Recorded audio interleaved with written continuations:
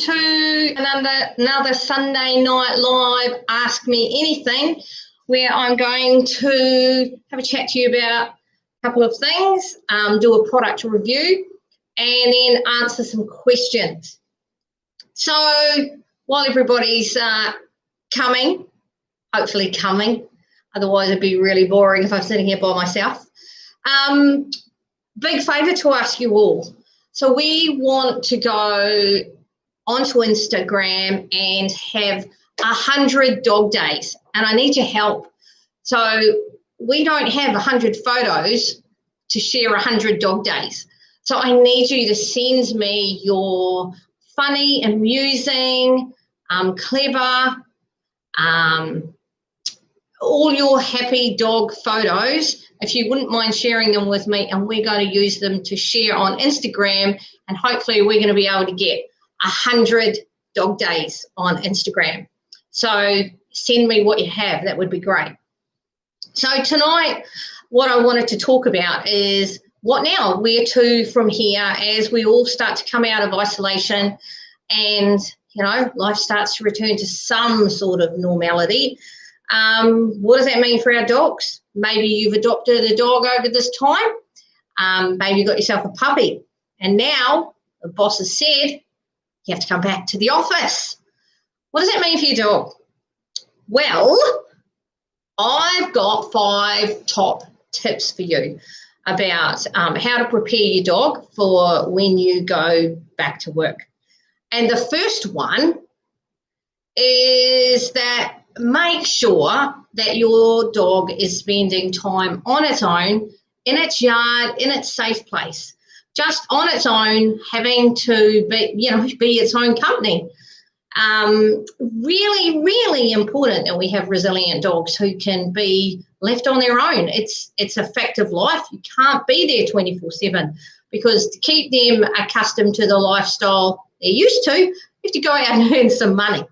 So make sure that, even when you're at home, put your dog outside or in the safe place where you're going to leave it, so they are on their own. Start with short periods of time. Just do, a few minutes at a time, and then, make that period of time a little bit longer so your dog gets used to it. So you don't have to do like 2 hours all at once. Just ease into it gradually, just like you're easing into going back to work. The second thing, give them some enrichment toys. So you know the sorts of things that your dog likes to do. So leave them with some of those fun things. There's a heap of different things that you can use. You can even make your own. You don't have to spend a whole heap of money. You can just use what you've got. Make sure it's safe for your dog. So no small parts that they can choke or chew. And take into account what your dog's breed characteristics are. What are the things that they like to do? And teach them how to amuse themselves, kind of the same way that we do with our children. Teach them to be a little bit creative, not destructive. So that's another really important thing. That's the second thing. And the third thing, and this is really, really important, especially if you've got a puppy, if your dog's sleeping, let them sleep. Because what you'll find is that dogs during the day, when it's quiet, they sleep a lot of time. And you've probably noticed that when you're at home now, spending more time hanging out with your dog, that you want to get up and go and do something, and your mate's lying there asleep. They sleep an enormous amount of time. So get them used to the routine, and, if they want to sleep while you're, not there, then that's great. That's really good. So it means that they're relaxed and happy. And so you don't want them to be, needing a whole heap of exercise if you can't fit that into your weekly routine. So, make sure that you've got realistic expectations for the amount of exercise that you are giving your dog. So, yeah, that whole expression, let sleeping dogs lie, yeah, pretty important that we do that. Oh, yeah. So kind of in line with that, keep your walks to the number of walks that you're going to be able to maintain, when you go back to work. So if at the moment you're walking your dog 3 times a day because you're getting a little bit bored or you're frustrated with something that's happening, make sure that you've got, if you're only going to be able to walk your dog 3 days a week, start to ease into that so that you're not creating this really athletic, fit dog who's going to want a whole lot of exercise, not be resting and sleeping, and become a fitness gym junkie. So, make sure that you're heading back into that so that your dog's got a realistic, exercise regime. So, yeah, that's really, really important. And the last thing, which is one of my favourites, teach your dog a quiet command. Teach them what quiet, calm behaviour is all about. And I'm always banging on about this one. So you guys know what the steps are by now. And if you don't, there's plenty of resources on my Facebook pages or my website about how you can go about teaching it. And if you still can't manage and you need a bit more help, then just send me a message. I'm more than happy to answer any questions on teaching quiet. So those are my top 5 tips about how you can get your dog ready for when you're going back to work. Really important that you give it some thought and you don't just kind of throw them in the deep end. So, yeah, really like you to have a think about that. So, last week I talked about the fact that I was going to do some product reviews this week. So, I have got a couple of head halters that I've tried, I've used myself, and one of them that I use quite regularly, I use them with clients' dogs in classes, and I really liked it. And the other one, a friend of mine uses this one on his dog, and it's a working dog. So I decided to try it out on one of my dogs and give you a bit of a review. So while I am all about teaching your dog where to walk next to you, I am realistic about the fact that not everybody is fit and able or has the time or patience or wherewithal to actually train their dog. And in some cases, head halter is a really sensible option. Now, I like to be really clever, and when I'm working with a person, if they need a head halter, I set myself a goal to help them wean their dog off the need to have the head halter. And I'm happy to say in most cases that works. It works really well. So the first one I want to talk about is this new one that I've come across. So David Small, who's usually on these lives, lent this one to me. This is his. So he has a cattle dog, a female. So I put it on one of my coolies, and it was a little bit big for her, I think. I'm pretty sure it was a little bit too big. Now, it's called a canny collar. I'll probably get a hard time about the way I said it, but I don't care. So this bit goes around your collar, around your dog's neck, obviously. It's a collar. And then this part here is the bit that goes around their nose. Now, when I was putting it on, because my dog had never had one of these on before. So I did video it. I had some help with the videoing, obviously. And you'll see her getting used to it. And the way these work is that they rely on the dog releasing the lead pressure or working out how to release the lead pressure themselves. So when they feel the lead pressure come on, they stop pulling forward, and they understand that they need to move back or relax into it and release the lead pressure themselves. So for that reason, I really like it, because it's the dog working out the cause and effect. And then when the lead is loose, you can reward them.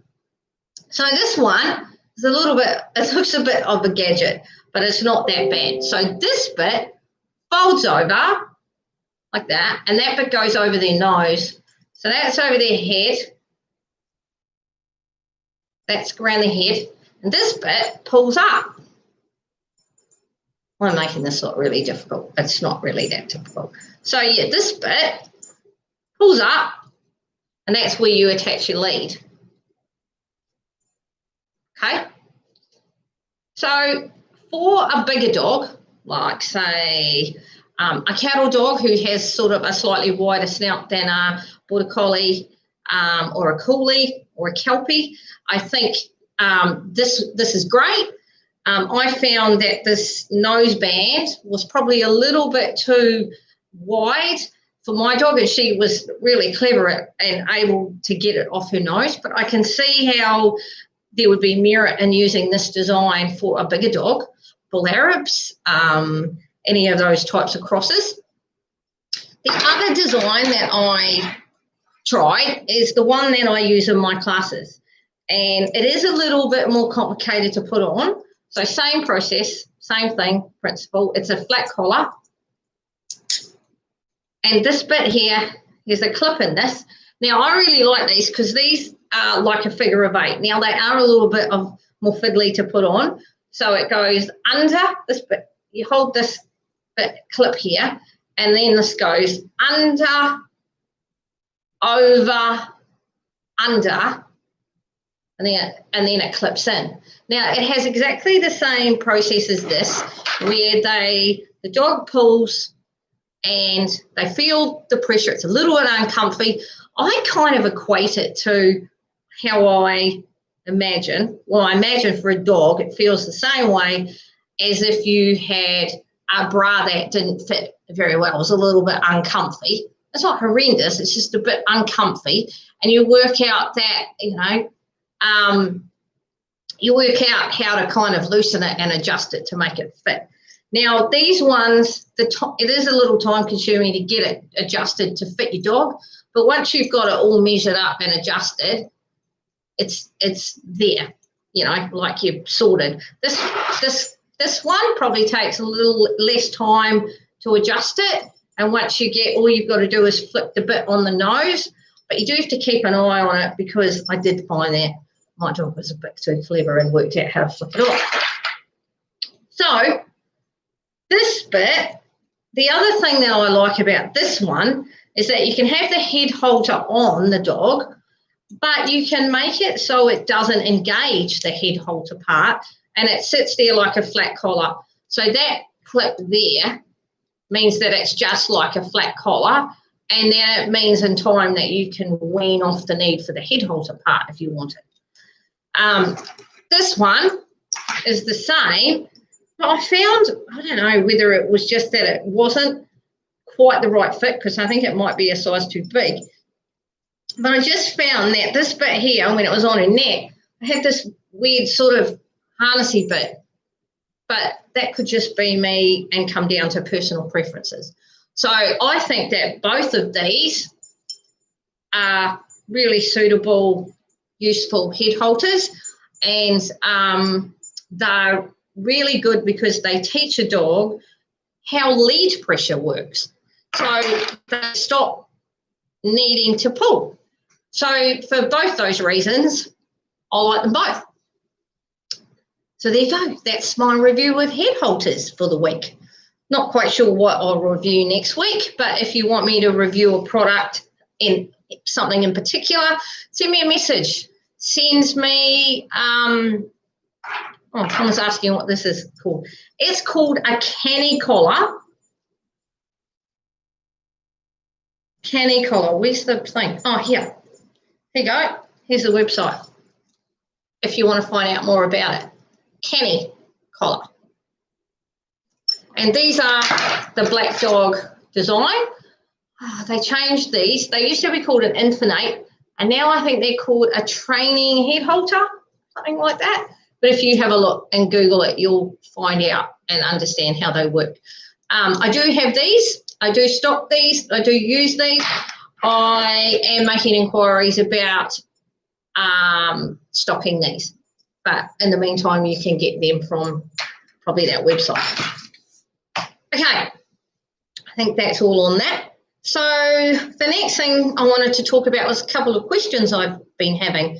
So lots of people have been asking questions. I don't know whether it's because it's my circle at the moment, but there seem to be quite a few people who are having babies, human babies, and they want to know how to introduce, or the best way to introduce their dog to their new baby. Now, just like when we introduce our dog to any new animal or any new surroundings, when we're introducing our dog to a new baby, we do it really slowly and really gradually.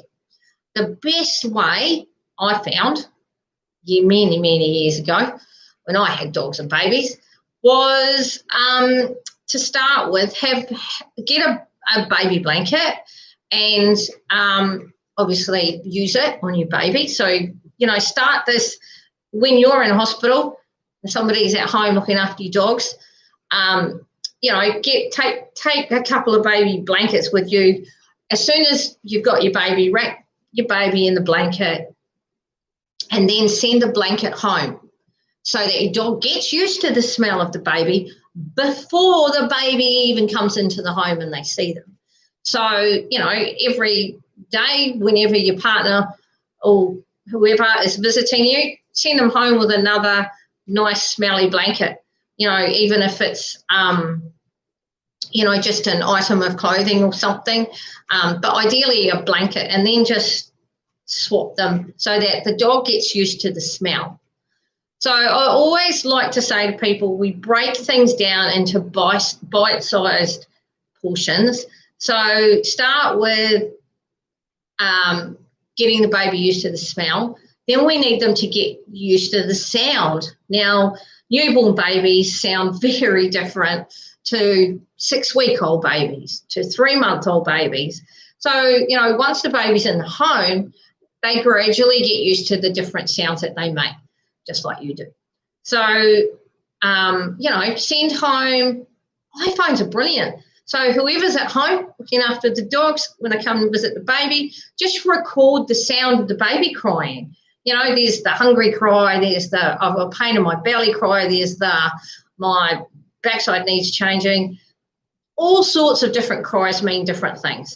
So record a series of those and just play them. So you've got the smell, you've got the sound, and then you just need to do the sight.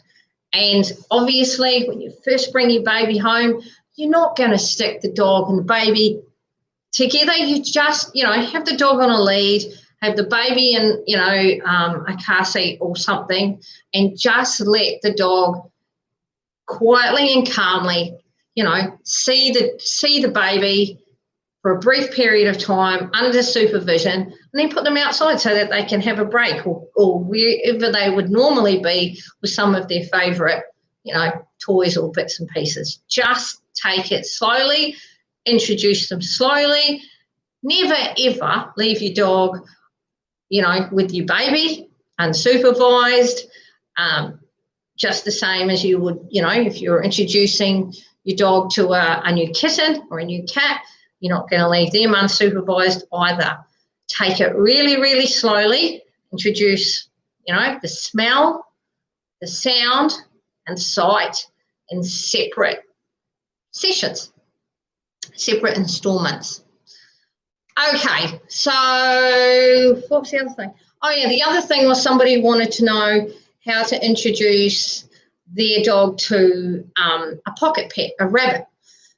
So it depends, a lot of that, it depends on the genetic makeup of the dog. What is their breed? What are their breed characteristics?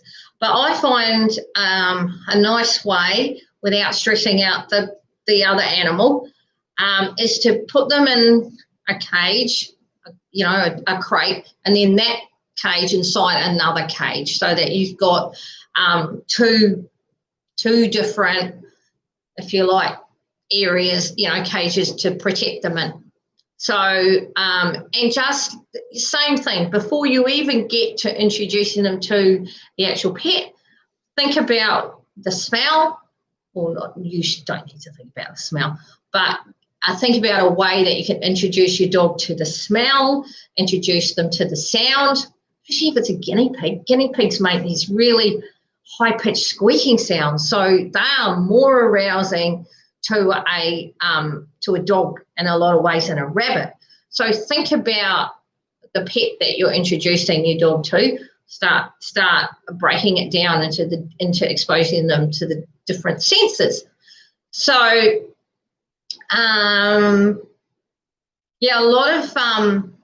we have a lot of people who quite successfully have various dogs, might have a couple of dogs and a rabbit or two. Now, let's be sensible. Don't free range them together, obviously. Just like, if you're going to have, different species, they all need to have, in a lot of areas, it will have different requirements. So be realistic about putting those kinds of animals together. Make sure that you're introducing them in a calm manner so that you keep everything really low drive.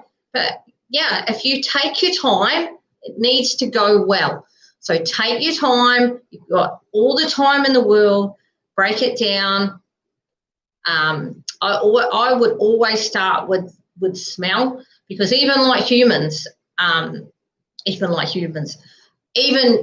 to dogs, we all smell slightly differently. So, and because dogs have got such a strong sense of smell, really important that, you start with that one first, I believe. Anyway, so those are pretty much my tips for tonight. I think I've covered everything. Don't forget our 100 dog days that we want to do on Instagram. So I'd love to see your photos of your dogs, and if make sure that you are quite happy for us to use them on Instagram. Let's fill our page up with 100 different dogs. The other thing that I need to tell you, I caught up with my friend Scott Levi, and going to be having a chat to him on the radio on Tuesday morning. So if anybody's around at 10 to 7 in the morning, you can have a listen to us having a chat. It's always fun catching up with him. So that will be on Central Coast ABC Radio, 92.5 FM, or you can listen via their app, and that's the ABC Listen app. So, yeah, that's really cool that I'll be catching up with him. So don't forget to send in your questions for next week. And as long as there are people watching, I'll keep turning up and doing my Sunday Night Live Ask Me Anything. Remember, if you want to keep up to date with all the exciting things that we've got happening, so close to being able to tell you what they're all about, subscribe to my website, louiseharding.com.au. But for now, happy training.